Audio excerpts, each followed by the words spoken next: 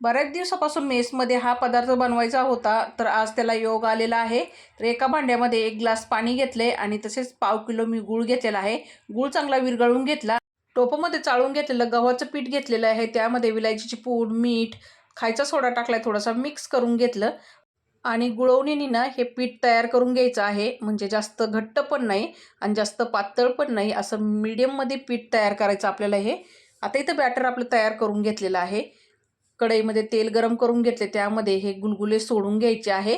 आज आपण गुलगुले बनवत आहे. मस्त असे गव्हाच्या पिठाचे एकदम टेस्टी होतात. कढईमध्ये गुलगुले सोडून झाले की लगेच गॅस स्लो करायचा आणि आलटीपलटी करून दोन्ही साईडनी क्रिस्पीपणा येऊपर्यंत गुलगुले फ्राय करून घेतलेले आहेत.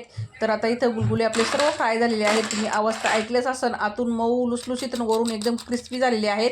तर आमच्या इकडे याला गव्हाच्या पिठाचे गुलगुले बोलतात. तुमच्या इकडे काय बोलतात कमेंट करून नक्की सांगा. भेटूया पुढच्या व्हिडिओमध्ये. धन्यवाद.